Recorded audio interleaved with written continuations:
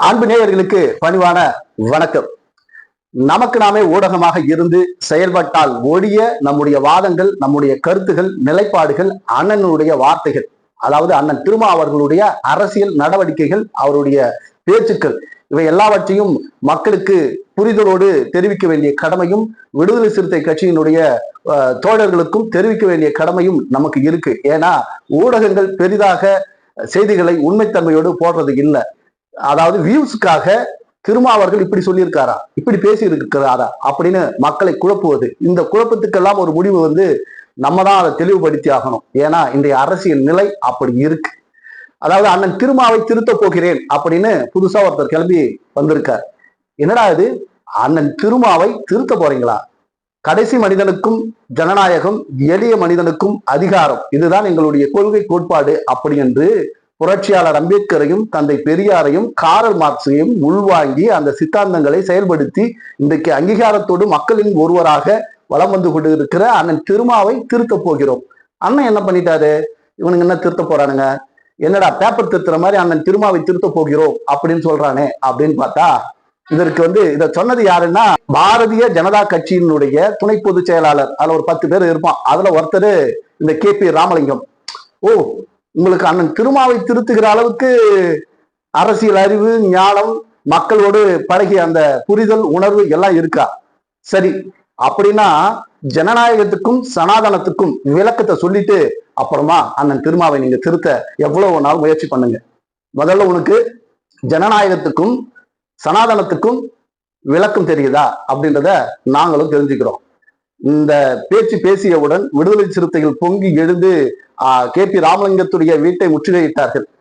இங்க என்ன பிரச்சனைன்னா, அதாவது ஐயா கலிய பெருமாள் அவர்களுடைய நூற்றாண்டு அந்த நினைவு மண்டபத்தை அந்த வளாகத்தை திறந்து வைத்து முதலமைச்சர் அவர்களும் அண்ணன் திருமா அவர்களும் ஒரே மேடையில் பேசிய பேச்சு இன்றைக்கு பாஜக மட்டுமல்ல, எடப்பாடி பழனிசாமியும் சேர்த்து வயிற்றில் புலியை கரைக்க வைத்திருக்கிறது. அதனுடைய வெளிப்பாடுதான் இப்ப இவங்க 2 பேர் 2 அறிக்கை விட்டு இருக்காங்க. ஒருத்தர் அண்ணன் திருமாவை திருத்த போறாராம். முதல்ல உங்களை திருத்துவதற்காகத்தான் அண்ணன் திருமா இன்று போராடி கொண்டிருக்கிறார்.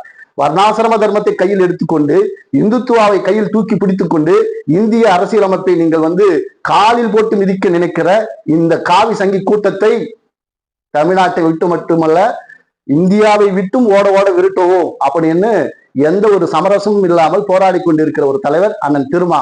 அவரை KP ராமலிங்கம் திருத்த போறாராம். எப்பா, ஏதாவது பேசுனா பார்த்து பேசுங்கய்யா. ஏதாவது லூசுத்தனமா, ஏற்கனவே எச்ராஜா, சீமான், விஜய், இப்படி பல பட்டியல் இருக்கு. எல்லாம் ஒரே ஆஸ்பத்திரிக்கு தான் போகணும் போல. அதுல நீ வேற ஒருத்தன்.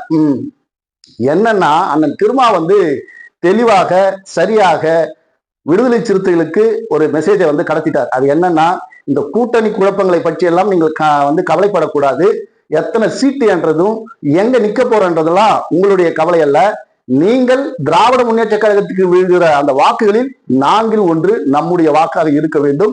திராவிட முன்னேற்ற கழகத்துக்கு நாம் நம்முடைய அந்த உழைப்பை கொடுக்க வேண்டும் அப்படின்னு ரொம்ப உணர்வு பூர்வமாக அவர் பேசி விடுதலை சிறுத்தைகளை மிகப்பெரிய எழுச்சி பெற வைத்திருக்கிறார்.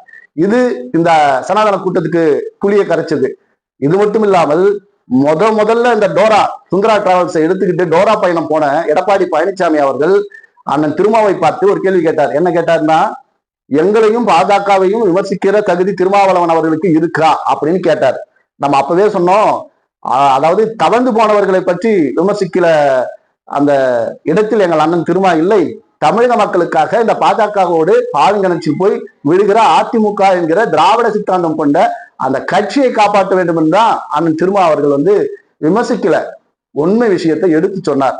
அப்போ அப்படி பொங்கன பழனிசாமி இப்போ ஐயா கலிய பெருமாள் அவர்களுடைய அந்த விழாவில் பேசிய போது, என்னடா இது, நம்ம சுந்தரா டிராவல்ஸ் கிளம்பாது போல, ரொம்ப கருப்பா புகை தள்ளுது, கூட்டத்தை பணத்தை கொடுத்து கூட்டிடலாம், இது எல்லாம் வாக்குகளா மாறுமா, பொட்டியில சேருமா, போற போக்க பார்த்தா இந்த தடவை எதிர்கட்சி தலைவர் கூட நம்மளால வர முடியாது என்று ஒரு முடிவை எடுத்துக்கொண்டு அண்ணன் திருமா பேசினார் இல்லையா, 4ல் 1 பங்கு எங்களுடைய வாக்கு திராவிட முன்னேற்ற கழகத்திற்காக விழும் அப்படின்னு அதை கையில் எடுக்கிறார்.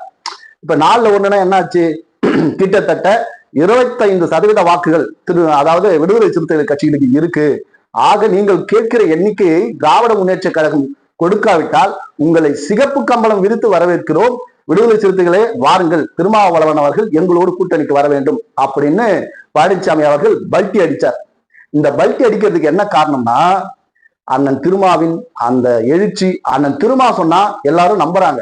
திருமாவளவன் ஒரு விஷயத்தை சொல்லுகிறார் என்றால் அது 100க்கு 100 சரியாக இருக்கும். அரசியலில் பதவிக்கு ஆசைப்படாத, பணத்துக்கு ஆசைப்படாத, மக்களுக்காக கவலைப்படுகிற ஒரு தலைவர் திருமாவளவன். அவர் விடுதலை சிறுத்தைகள் கட்சிக்கும் தலித்துகளுக்குமான தலைவர் என்று காலம் மாறி இன்றைக்கு எல்லோருக்குமான தலைவராக அவர் மாறி இருக்கிறார். இதை நான் சொல்றதை விட, அதாவது இந்த வழக்கமா அந்த பேஸ்புக் எல்லாம் பாத்தீங்கன்னா பல பேர் வீடியோஸ் போடுறாங்க. அதெல்லாம் பார்க்கும்போதுதான் இது எவ்வளவு ஒரு ஆணித்தரமான உண்மை அப்படின்னு. ஏன்னா பாதிக்கப்பட்டவர்களே அதை சொல்லும் போதுதான் அதுல இருக்கிற உண்மைத்தன்மை நமக்கு புரிய வரும். ஒரு சகோதரர் போட்டிருக்கா, இதுக்கு முன்னாடி பல பேர் போட்டிருக்காங்க, இப்ப ரீசெண்டா ஒருத்தர் போட்டு இருக்கிறார், நான் தலித் கிடையாது, ஆனால் எனக்கு ஒரு பிரச்சனை வந்தபோது நான் திருமாவளவன் அவர்களை நேரடியாக போய் சந்திக்க நேர்ந்தது, எனக்கு வேற வழி இல்லை. அப்பொழுது நீ என்ன சாதி, நீ என்ன மதம் அப்படியெல்லாம் திருமாவளவன் அவர்கள் என்னை கேட்கவில்லை, என்ன பிரச்சனை அப்படின்னு தான் என்ன கேட்டாரு. அப்பவே எனக்கு புரிஞ்சுது, இப்படி ஒரு தலைவனையா நாம இவ்வளவு நாளாக ஒரு சாதிய தலைவன் என்று நினைத்திருந்தோம் அப்படின்னு எனக்கு ரொம்ப மனசு வருத்தமா இருந்தது. அதோடு மட்டும் நிக்கல, உடனடியாக அந்த சம்பந்தப்பட்ட நபரை அழைத்து, அதிகாரிகளை அழைத்து, இவருக்கு பிரச்சனை கொடுக்க கூடாது, நீங்கள் இவருக்கு எந்த தொல்லையும் கொடுக்க கூடாது, அப்படி கொடுத்தால் திருமாவளவன் அங்கே நிற்பான் அப்படின்னு சொல்லி எனக்காக அண்ணன் திருமாவளவன் குரல் கொடுத்தார். அப்படி அதை அப்படியே பூரி போட சொல்றாரு அந்த தோழர். பேஸ்புக்ல இன்னமும் இருக்கு, பல வியூஸ்கள் போயிட்டு இருக்கு. அதை விடுதலை சிறுத்தைகள் குறிப்பா ஷேர் பண்ணணும், மக்களுக்கு கொண்டு போய் சேர்க்கணும். இந்த வேலைகளைத்தான் விடுதலை சிறுத்தைகள் செய்ய வேண்டும். அதாவது பொதுமக்களுக்கு எல்லோருக்குமான தலைவர் அண்ணன் திருமா என்பது எல்லோருக்கும் தெரிந்து விட்டது. ஆனா அந்த பதிவுகள் நமக்கு வருது இல்லையா, அதை நீங்க ஷேர் பண்ணும் போதுதான் இன்னும் அண்ணன் திருமாவின் பெருமையும் புகழும் உச்சத்தில் போய் நிற்கும். அண்ணன் திருமா அவர்கள் ஒரு நம்பிக்கை நட்சத்திரம். கொடுத்த வாக்கும் கொடுத்த வார்த்தையும் ஒருபோதும் தவறி நடக்காத நபர். ஒரு கட்சியோடு கூட்டணி இருக்கிறோம் என்றால் அந்த கட்சியோடு தான் கூட்டணி. எடப்பாடி பழனிசாமி அவர்கள் இப்படி பேசின உடனே மைக்கை எடுத்துக்கிட்டு போயிட்டு அண்ணன் திருமா கிட்ட செய்தியாளர்கள்லாம் கேள்வி கேட்டாங்க. எடப்பாடி பழனிசாமி அவர்கள், நீங்கள் கேட்ட தொகுதியை கொடுக்கவில்லை என்றால் எங்களிடத்தில் வாருங்கள், நாங்கள் தொகுதிகளை தருகிறோம் அப்படின்னு சொல்றாரு, நீங்கள் கூட்டணிக்கு போவீங்களா அப்படின்னு. அப்போ அண்ணன் திருமா அவர்கள், உண்மையிலேயே சொல்றேன், நாகரிகமா அவர் சொன்னாரு. ஆனா நான் அதை எப்படி சொல்றது, செருப்பு கைட்டு அடிச்சிருக்கலாம் அந்த அளவுக்கு. ஏன்னா இதுக்கப்புறம் இப்படி ஒரு ரியாக்ஷனோடலாம் சொல்ல முடியாது. ஏன்பா இதுக்கு இல்லாம என்கிட்ட கேட்பீங்க, நான் தான் பல தடவை சொல்லிட்டேன்ல, எடப்பாடி பழனிசாமி இல்ல, பாஜக இருக்கிற கூட்டணியில், சனாதனம் இருக்கிற இடத்தில், சாதி இருக்கிற இடத்தில், மதவாதம் இருக்கிற இடத்தில் இந்த திருமாவளவன் இருக்க மாட்டான். இதை நீங்க என்கிட்ட கேட்க வேண்டிய அவசியம் இல்லை.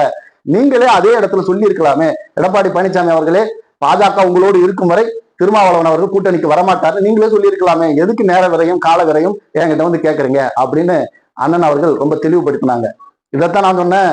இதை விட, அதாவது ரொம்ப கோபமா பேசுறது ஒரு விதம், ரொம்ப நாசுக்கா நறுக்குன்னு கொட்டுறது இன்னொரு விதம்.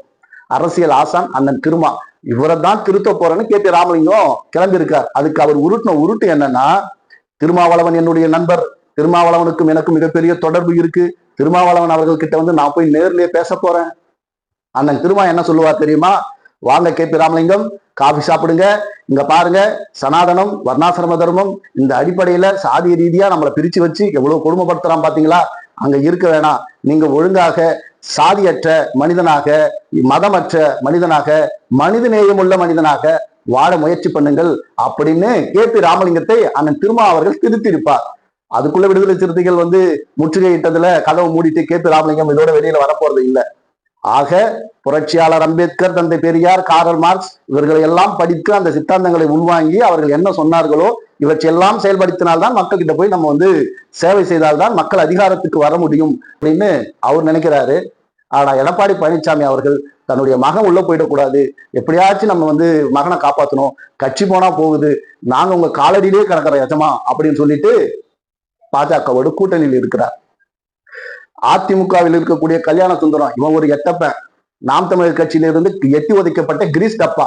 இந்த கிரீஸ் டப்பா சொல்லுது, விடுதலை சிறுத்தைகள் கட்சியில் இருக்கக்கூடிய 2ஆம் கட்ட தலைவர்கள் எல்லாம் அதிமுகவோடு கூட்டணி வைக்க ஆசைப்படுகிறார்கள், ஆனால் திருமாவளவன் அவர்கள் மட்டும்தான் திமுகவோடு இருக்க வேண்டும் என்று நினைக்கிறார். ஆடா கூறுகட்ட குக்கரு, விடுதலை சிறுத்தைகள் கட்சி என்பது ஒரே ஒரு தலைமை, ஒற்றை தலைமை, அண்ணன் திருமாவளவன் என்கிற ஒரு தனி மனிதனுக்காக பின்னால் நிற்கிற கூட்டம். அங்க 2ஆம் கட்ட தலைவர், 3ஆம் கட்ட தலைவர், 4ஆம் கட்ட தலைவர்லாம் கிடையாது. அங்கே ஒரே நிலைப்பாடுதான். இங்க இருக்கிற விடுதலை சிறுத்தைகள் எல்லாம் அண்ணன் திருமாவை தலைவராக பார்க்கிறார்கள். ஆனால் அண்ணன் திருமா தன் எதிரில் நிற்கிற சிறுத்தைகளை எல்லாம் தலைவனாக பார்க்கிறார். அந்த கூட்டத்தில் இருந்து பல தலைவர்களை உருவாக்க வேண்டும் என்று நினைக்கிறார். இப்படிப்பட்ட ஒரு தலைமை, இப்படிப்பட்ட ஒரு அரசியல் அமைப்பாய் திரட்டி அரசியல் படுத்தி அவர் பயணம் செய்து கொண்டிருக்கிறார். அவருக்கு இரண்டாம் கட்ட தலைவர்கள் வந்து இப்படி இருக்கிறாங்க. டேய், இந்த கயிறு திரிக்கிற வேலை, முடிச்சவுக்கிற வேலை, மூட்டி விடுற வேலை, இதையெல்லாம் வேற எங்கன்னா போய் பாருங்க. இந்த எடப்பாடி பழனிசாமி, கல்யாண சுந்தரடே, இந்த கல்யாண சுந்தரடே நீ யாருன்னு தெரியும்டா? யாரு? நாம் தமிழர் கட்சியில நாக்கு போட்ட நாய் தானே நீ. சீமானுக்காக வக்காலத்து வாங்கி கடைசியில சீமானால் எட்டி உதைக்கப்பட்ட கிரீஸ்டப்பா இந்த கல்யாண சுந்தரம். இன்றைக்கு போக்கிடம் இல்லாம அதிமுக வந்து உட்காந்துக்கிட்டு நீ சொல்ற விடுதலை சிறுத்தைகள் கட்சி இரண்டாம் கட்ட தலைவர்கள். இங்க இரண்டாம் கட்ட தலைவர்கள் யாருமே கிடையாது, எல்லாமே முதன்மை தலைவர்கள். அதாவது தொண்டர்கள் கூட இது வரைக்கும் அண்ணன் திருமாவளவன் அவர்கள் சொன்னதில்லை. என்னுடைய விடுதலை சிறுத்தைகள் தான் சொல்லுவார். இங்க இருக்கிற விடுதலை சிறுத்தைகள் எல்லோரும் அண்ணன் திருமாவை தலைவராக பார்க்கிறார்கள். அண்ணன் திருமா மேலே இருந்து இங்கே விடுதலை சிறுத்தை கூட்டத்தில் தலைவர் இருக்கிறார்களா, என்ன அடுத்த தலைமுறைக்கான தலைமை எங்கே, வாருங்கள், அம்பேத்கரையும் பெரியாரையும் காரல் மார்க்ஸையும் உங்களுக்கு அறிமுகப்படுத்தி வைத்திருக்கிறேன், நீங்கள் அவர்களுடைய கரங்களை பிடித்துக் கொண்டு எனக்கு பின்னால் வந்து நில்லுங்கள், எனக்கு நான் சென்றாலும் அடுத்த தலைமுறைக்கு நல்ல தலைவர்களை உருவாக்கி விட்டு தான் போவேன் அப்படின்னு இருக்கிற ஒரு தலைவர் அவரு. இப்படிப்பட்ட ஒரு அரசியல் ஆளுமைக்கு ஒரு பைத்தியம் வந்து திருத்த போறன்னது, ஒரு பைத்தியம் சிவப்பு கம்பளம் போட்டு வாங்கினது, இன்னொரு பைத்தியம் அங்க இரண்டாம் கட்ட தலைவர்கள் இருக்கிறாங்க.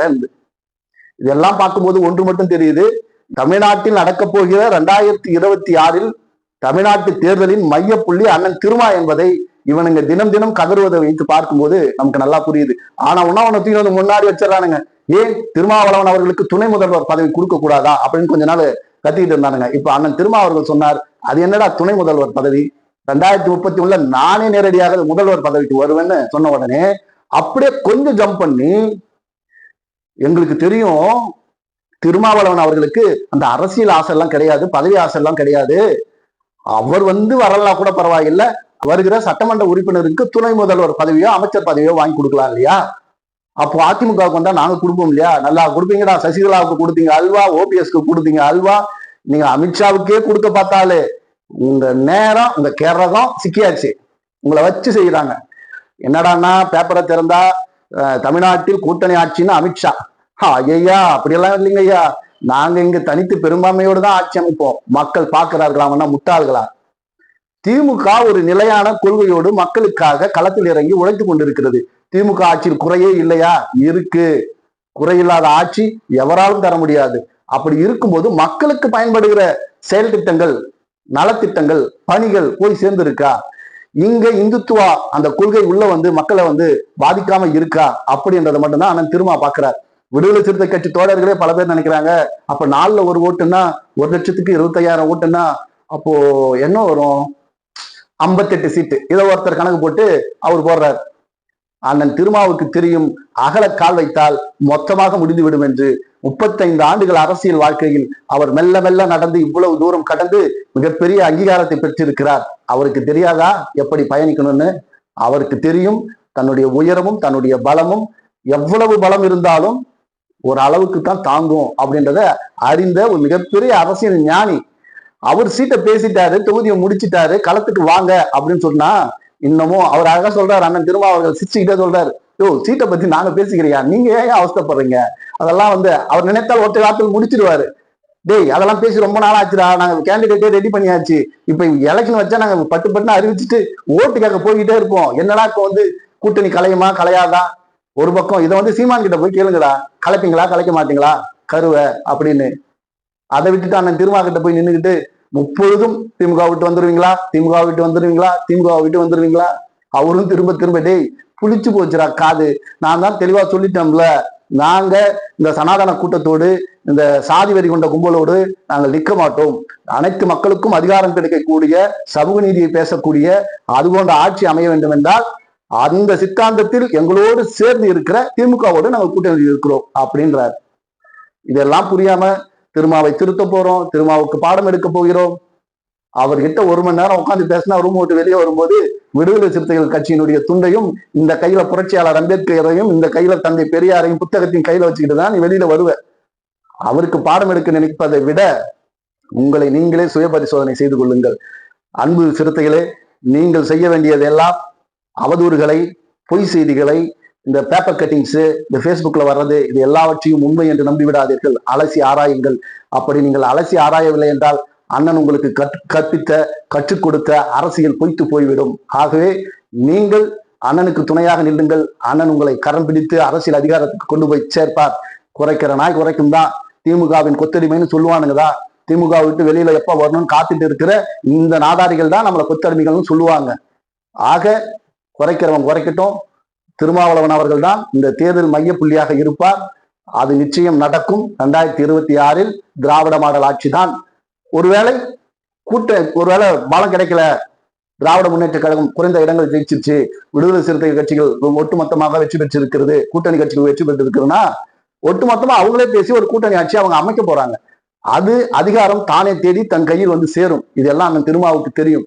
ஆக திராவிட முன்னேற்ற கழக உடன்பிறப்புகளே, விடுதலை சிறுத்தைகளே, காங்கிரஸ் தோழர்களே, காங்கிரஸ் கட்சியில் கூட சில சலசலப்புகள் தற்போது வந்திருக்கு.